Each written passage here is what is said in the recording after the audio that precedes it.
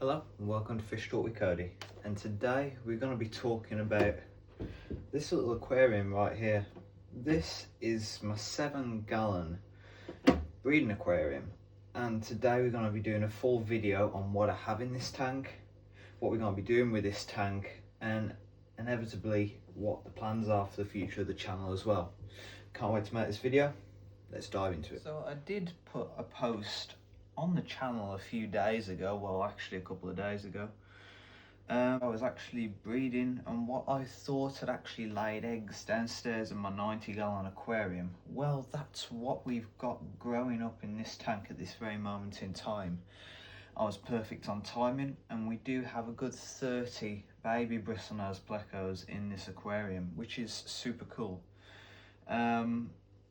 This tank is totally stable because we use water out of other aquariums like this 15-gallon, well 13-gallon aquarium and a 55-gallon because unfortunately my largest 90-gallon aquarium is having a few issues at the moment.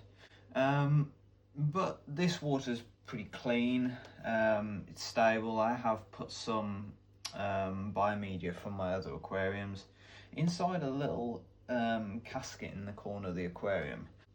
But as far as these fish go in this tank, this is going to be a grow out tank for probably a good 2 to 3 months for these little fish before they move on to the 15-gallon aquarium, and later on will be moved on to the pet shop or rehomed, and I will hopefully keep one for myself just as a souvenir for all the effort that I will be putting in actually breeding these fish and getting them to grow up. So without further ado, let's take a look at the tank. The lights are on in this little aquarium to just give you a glimpse of these little baby plecos huddled up in the corner of the aquarium. Now this is just absolutely wonderful to watch. As you can see, these baby bristlenose plecos, these bristlenose pleco fry, are still attached to their yolk sacs, and that is unfortunate, but again I'll cover that later in the video and give you a few steps just in case you have the same issue where you've moved out your bristlenose plecos with their yolk sacs still attached, and how to actually minimize the effect of doing that. You can see we have them all around the tank. We have some in the upper left hand corner of the aquarium, and I don't know whether you can see, but right to that little crevice there we can see some more all huddled up there with each other. Now as far as feeding goes, when they do eventually eat their yolk sacs, and that is their primary food source at this very moment in time, I will start feeding them zucchini, cucumber and some other pellet formed foods once they get a little bigger, just to give them a boost in their nutrition, as well as the algae covered plants that I do have in this aquarium, which is some good natural food source while the algae actually grows in this aquarium. The next step up for these little guys is going to be this guppy aquarium over here. Not good lighting in here, but then again there is enough just to prove my point on how much algae is actually in this aquarium, like on the glass here and down the sides. There's absolutely plenty, and that will be moving up to that tank probably in the next 4 to 5 months, so it's a long time away, and I need to get them to a good size to even move on and consider moving them on to the pet shop, which I have in mind. As we can see, there's still some behind this filter. I keep spotting little baby plecos everywhere. I just find these the most adorable little things when they're first newborn.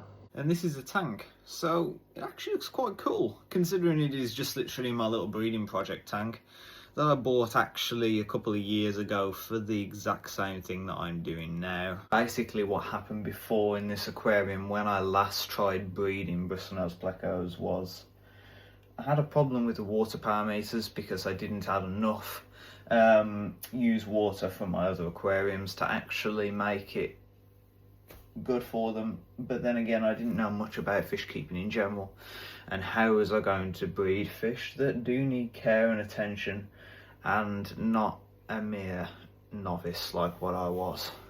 It takes care, consideration and a lot of planning to actually breed fish no matter what type. I do have baby guppies in this 15-gallon back here, and I am actually doing really well with baby guppies at the moment.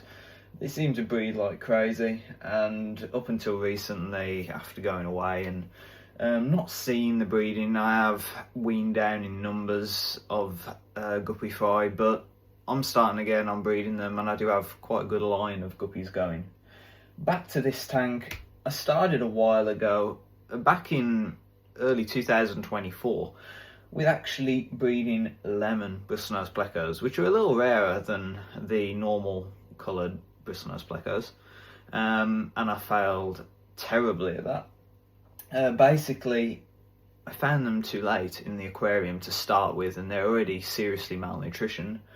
And once I got them into this tank without any algae, without proper food sources, I was putting in adult food for them when they weren't even able to eat properly themselves, and it wasn't the right food, it wasn't good enough nutrition for them, and they ended up dying one by one until I had literally none left. This is going to be different because I've done my research and I know how to bring these little guys up.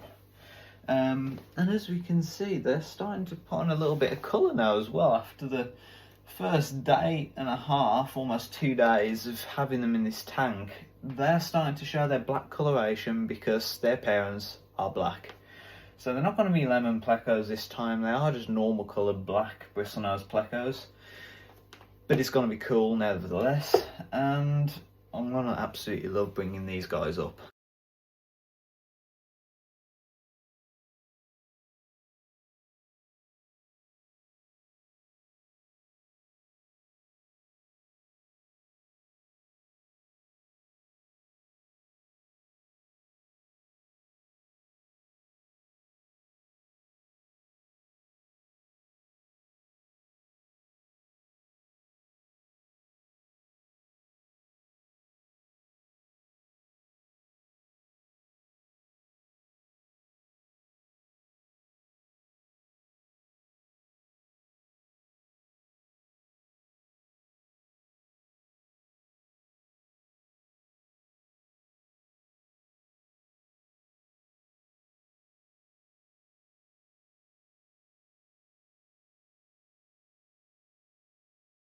It's just so cool looking.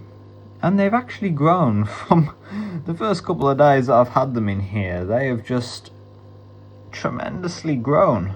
It's absolutely crazy. Look at that lot up in the corner there.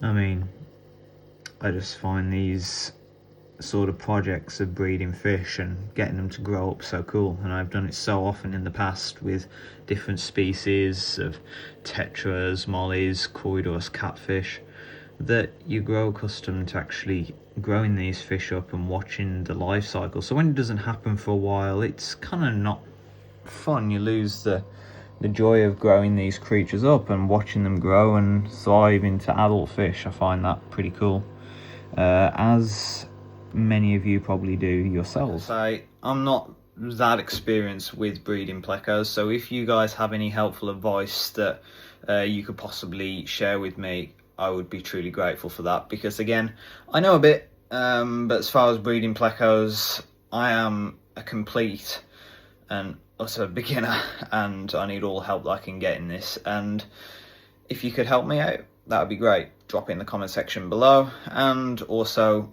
send me some pictures of your own baby bristlenose plecos and their growth. That would be absolutely super. Just again, drop it in the comment section. I'd love to see it, and I'll try and reply to as many comments as I possibly can.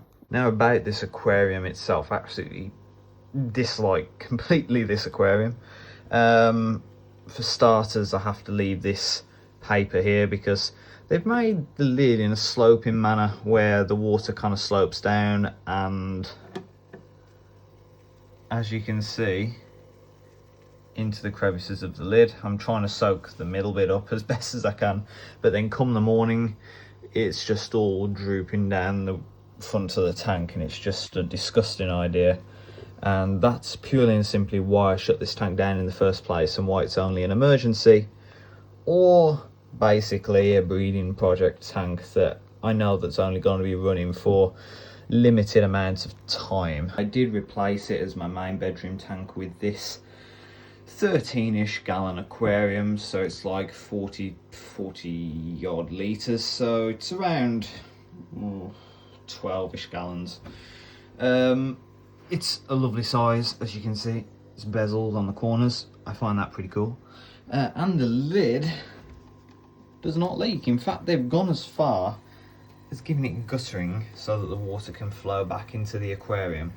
If you do actually live in the UK and you like this aquarium, this is a Lovefish Panorama 40 litre aquarium, and I've got the dimensions pretty much all mixed up for this, as I got it quite a while ago.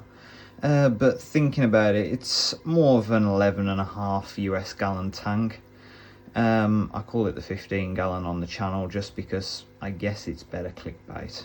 Ways of keeping this tank, well, you get pretty fancy filter over here that holds these two, and it also holds a little tray of biomedia in there, which is like real miniature biomedia, like what you have in your larger filters and canister filters. You also have a couple of LED lights. There's one blue LED, one white LED like this. But without further ado, let me just show you some of the baby guppies in this aquarium swimming around. They seem to have got their buoyancy a little bit better today, because they've been struggling and not doing very well.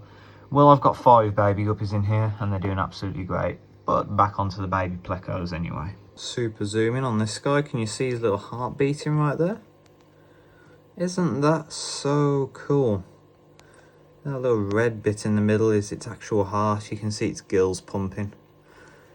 And that little, well, massive size of its body, yellow blob, is its yolk sac. That it's its primary food source. It's going to live off this for the next probably 4 or so, maybe 5 days.